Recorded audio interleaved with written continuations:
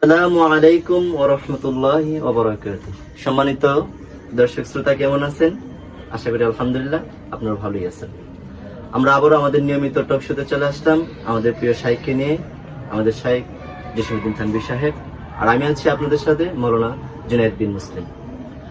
আমাদের গেল টক শোতে আমরা আলোচনা করেছিলাম যে জিলকদের ফজিলত, জিলকদ মাসে আমরা করেছিলাম জিলহজের ফজিলত সম্পর্কে। এখন জিলহজ যেহেতু এসে গেছে, জিলহজের সাথে আমাদের একটি বড় সম্পর্ক হচ্ছে কোরবানি, যেটা আমাদের প্রতি বছর ঈদুল আজহা কোরবানির ঈদ। এখন আমরা তো সবাই মোটামুটি কোরবানির ইতিহাস সবাই মোটামুটি একটু জানি, কিন্তু এখন আপনার মুখ থেকে আমরা পরিপূর্ণভাবে সংক্ষেপে পরিপূর্ণভাবে মূল ইতিহাসটা দর্শকদের উদ্দেশ্যে আমরা আবারও পুনরায় আবৃত্তি করতে চাচ্ছি। নাহমাদুহু ওয়া নুসাল্লি আলা রাসূলিহিল কারীম। সর্বপ্রথম আমি হযরত মাওলানা জুনায়েদ সাহেব হুজুরকে অসংখ্য ধন্যবাদ। কালের চক্রে ঘুরে প্রতি বছরের ন্যায় এবারও আমাদের সামনে ত্যাগ কোরবানির স্মৃতি বিজড়িত মহান মাস পবিত্র জিলহজ মাস এসেছে। তো কোরবানির ইতিহাস বড় দীর্ঘ। পৃথিবীর প্রথম মানব আদিপিতা হযরত আদম আলাইহিস সালাতু ওয়াস সালাম শুরু করে মানব ইতিহাসে আল্লাহর নৈকট্যপ্রাপ্ত বান্দাগণ বিভিন্ন সময়ে বিভিন্ন আঙ্গিকে ত্যাগ ও কুরবানি করে গিয়েছে।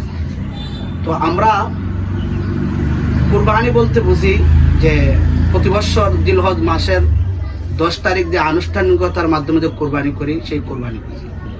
আর আজকের আমাদের আলোচনার বিষয় এটা পবিত্র জিলহজ মাসের 10 তারিখ যে আমরা আনুষ্ঠানিকতার মাধ্যমে যে কুরবানি করি, এই কুরবানির ইতিহাস।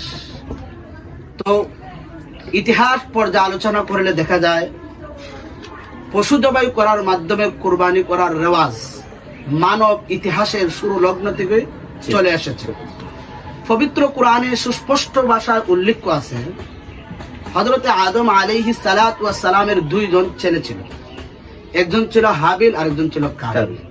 যখন একটি বিষয় নিয়ে বিবাদের মধ্যে লিপ্ত হয়ে পড়েছিল, তখন সেই বিবাদের মীমাংসা করার জন্য আল্লাহ রাব্বুল আলামিন তাদেরকে কুরবানি করার নির্দেশ দিয়েছিলেন, এবং এই কথাও বলেছিলেন আল্লাহ রাব্বুল আলামিন যার কুরবানি কবুল হবে রায় তার পক্ষে যাবে বলে ঘোষণা দিয়েছিলেন।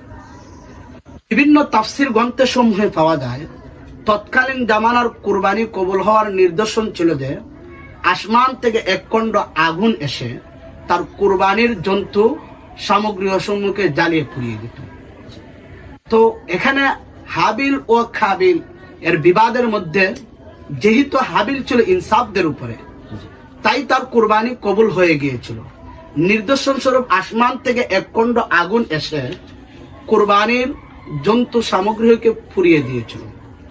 তো এখান থেকে বোঝা যায় যে পশু জবাই করার মাধ্যমে পশু জবাইয়ের মাধ্যমে কুরবানির ইতিহাসের সূচনা এখান থেকেই, হাবিল এবং কাবিল থেকে। তবে আমাদের নিয়মতান্ত্রিক ভাবে পশু জবাইয়ের কুরবানির ইতিহাস আরো পরে, অর্থাৎ হযরত ইব্রাহিম আলাইহিস সালাতু ওয়াস সালাম থেকে। হাদিস শরীফের মধ্যে সুস্পষ্ট ভাষায় উল্লেখ আছে, যেমন হাদিসের মধ্যে বলা হয়েছে আন যায়েদ ইবনে আরকাম রাদিয়াল্লাহু তাআলা আনহু قال أصحاب رسول الله صلى الله عليه وسلم ما هذه الأداهي يا رسول الله فقال النبي صلى الله عليه وسلم هو سنة أبيكم إبراهيم عليه الصلاة والسلام। হযরত যায়েদ ইবনে আরকাম রাদিয়াল্লাহু তাআলা আনহু হতে বর্ণিত আছে সাহাবায়ে কেরাম আল্লাহর হাবিব সাল্লাল্লাহু আলাইহি ওয়াসাল্লামকে জিজ্ঞাসা করলো, ইয়া রাসূলুল্লাহ, আমরা যে প্রতি বছর আনুষ্ঠানিকতার মাধ্যমে কুরবানি করে থাকি, এর হাকিকত কি? আল্লাহর হাবিব সাল্লাল্লাহু আলাইহি সাল্লাতু ওয়াস সালাম নিজেই জবাব দিলেন, ফাকাল নবী সাল্লাল্লাহু আলাইহি ওয়াসাল্লাম ওয়া সুন্নাতু আবিকুম ইব্রাহিম আলাইহিস সালাতু ওয়াস সালাম। আমরা যে প্রতি বছর আনুষ্ঠানিকতার মাধ্যমে কুরবানি করে থাকি, সেটা হলো আমাদের জাতির পিতা হযরত ইব্রাহিম আলাইহিস সালামের সুন্নাত। জাতির পিতা হযরত ইব্রাহিম আলাইহিস সালামের সুন্নাত। এই হাদিস দ্বারা আমরা জানতে পারলাম বর্তমানে আমাদের সমাজে প্রচলিত কুরবানি হযরত ইব্রাহিম আলাইহিস সালাতু ওয়াস সালাম থেকে এসেছে। কিন্তু হযরত ইব্রাহিম আলাইহিস সালাতু ওয়াস সালামের কুরবানির ইতিহাস বড় ছিল করুণ, কারণ তার সারাটা জীবন ছিল আল্লাহর সান্নিধ্য আল্লাহর নৈকট্য লাভের ত্যাগ কুরবানি দ্বারা ছিল তার সারাটা জীবন ছিল ভরপুর। এবং এই ব্যাপারে হযরত ইব্রাহিম আলাইহিস সালাতু ওয়াস সালামকে আল্লাহ রাব্বুল আলামিন বিভিন্ন সময়ে বিভিন্ন বিপদের দ্বারা বিভিন্ন মুসিবতের দ্বারা কঠিন থেকে কঠিনতর নির্দেশ প্রদানের মাধ্যমে আল্লাহ রাব্বুল আলামিন হযরত ইব্রাহিম আলাইহিস সালামকে পরীক্ষা করেছিলেন। তবে হযরত ইব্রাহিম আলাইহিস সালাতু ওয়াস সালামের জীবনের সবচেয়ে বড় পরীক্ষা ছিল, সবচেয়ে কঠিন মুহূর্ত ছিল নিজের আদরের দুলাল সেই পুত্র হযরত ইসমাঈল আলাইহিস সালামকে কুরবানি করা। যে তিনি হযরত ইব্রাহিম আলাইহিস সালাতু ওয়াস সালাম একেবারে জীবনের বাদ্দিককে উপনীত হয়ে আল্লাহ তাআলার দরবারে অনেক কাকুতি নিমিত করার পরে রব্বি হাবলি মিনাস সালিহিন, রব্বি হাবলি মিনাস সালিহিন, আল্লাহ রাব্বুল আলামিনের দরবারে অনেক কান্নাকাটির পরে এই সন্তান পেয়েছিলেন। কিন্তু আল্লাহ রাব্বুল আলামিনের নির্দেশে সন্তানকে কুরবানি করার জন্য আল্লাহ রাব্বুল আলামিনের আদেশে প্রস্তুত হয়ে গেলেন। যার বর্ণনা দিতে গিয়ে আল্লাহ রাব্বুল আলামিন কুরআনে কারীমের মধ্যে বলেন, ফালাম্মা বালাগা মাআহু সা'য়া ক্বালা ইয়া বুনাইয়া ইন্নী আরা ফিল মানামি আন্নী আযবাহুকা ফানজুর মাযা তারা। ফালাম্মা বালাগা মাআহু সা'য়া, অতঃপর যখন চলাফেরা করার বয়সে যখন হযরত ইসমাঈল আলাইহিস সালাতু ওয়াস সালাম যখন উপনীত হলেন, চলাফেরা করেন, হাঁটতে লাগলেন, যখন চলাফেরা করতে লাগলেন তখন হযরত ইব্রাহিম আলাইহিস সালাতু ওয়াস সালাম বললেন, ইয়া বুনাইয়া, ইয়া বুনাইয়া, হে আমার প্রিয় বৎস, হে আমার ছেলে, হে আমার স্নেহপরায়ণ ছেলে, ইন্নী আরা ফিল মানাম, নিশ্চয়ই আমি স্বপ্নে দেখেছি, আন্নী আযবাহুকা ফানজুর মাযা তারা, আমি তোমাকে জবাই করছি, এত দেখো তোমার কি অভিমত, তোমার কি মতামত।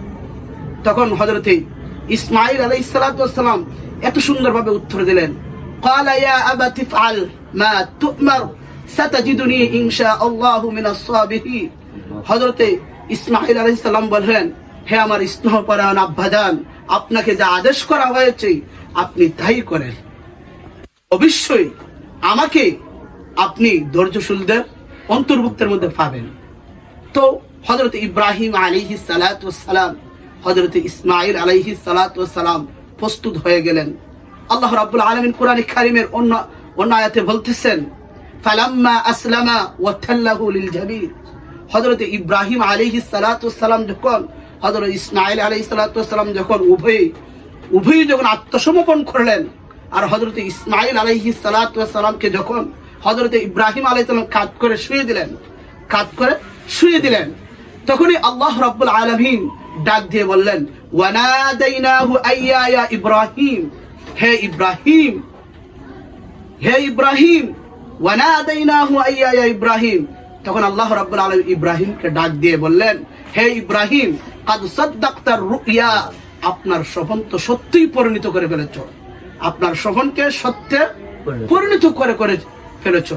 তখন আল্লাহ রাব্বুল আলামিন বললেন, ইন্না কাযালিকা নাজজিল মুহসিনিন, আর আল্লাহ রাব্বুল আলামিন তো এভাবেই সৎকর্মশীলদেরকে পুরস্কৃত করে থাকেন।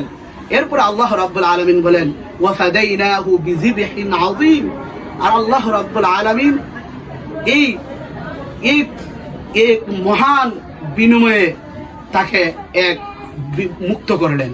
যে আল্লাহ রাব্বুল আলামিনের কুদরতে দুম্বা, জান্নাত থেকে দুম্বা এনে দিলেন, আর দুম্বা কুরবানি হয়ে গেল, আর ইসমাঈল আলাইহিস সালামকে আল্লাহ রাব্বুল আলামিন মুক্ত করে দিলেন।